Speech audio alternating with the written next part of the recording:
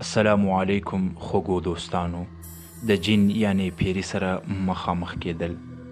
د اسماعیل او د پیري په مابینځ کې کمی خبرې وشوې او اسماعیل ولې بېهوښه شو. راځئ کیسه تر پایه راسره واورئ. داسې کیسه چې زړونه لړزوي. دا د یو لرې کلي کیسه ده. یو داسې کلی چې خلکو به ویل د ماښام وروسته هلته مه ګرځئ ځکه هلته بل مخلوق اوسي. په همدې کلي کې یو ځوان و، نوم یې اسماعیل و. اسماعیل به د خلکو خبرې خرافات بلل. هغه به ویل جین شته خو ما هیڅکله نه دی لیدلی. سپین زړه و خو بې پروا و. د الله یاد به یې کم کاوه. یوه شپه د شپې شاوخوا 2:30 بجې وې.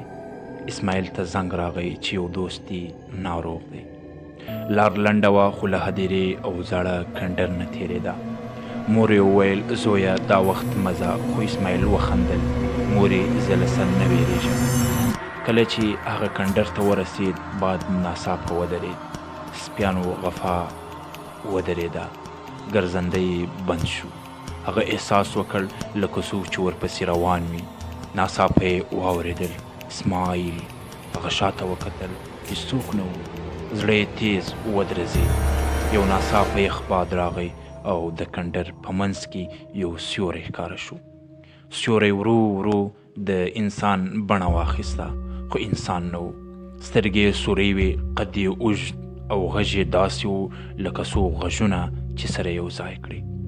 هغه وویل ولې زموږ ځای ته راغلې؟ اسماعیل ژبه ونه شوه خوځولی.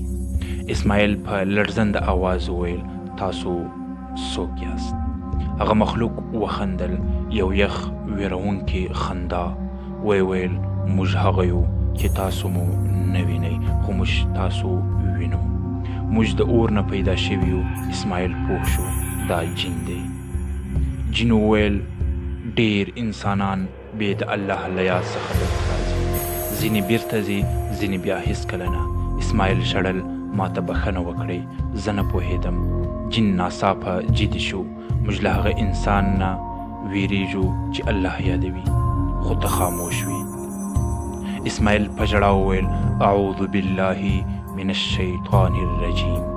بیا یې وویل الله اکبر، یا الله ما وساته. ناڅاپه یو زورور باد راغی. سیوري چیغه کړه او لکه لوګی هورک شو. اسماعیل بېهوشه شو. سهار خلکو وموند د کندر تر څنګ پروت. کله چې راویښ شو مخ یې ژیړ و، بدن یې لړزېده. لومړۍ خبره یې دا وه بې له الله انسان هیڅ نه دی. له هغې شپې اسماعیل لمونځ پیل کړ. د شپې نه یوازې نه ګرځېد.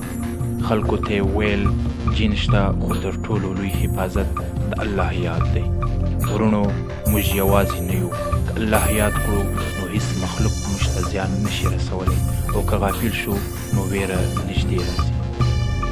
که دا کیسې مو زړه لړزولی وي چینل سبسکرایب کړئ تر څو هره ورځ داسې ریښتینې او ویرونکې کیسې واورئ. الله مو مل شه. د خدای په امان.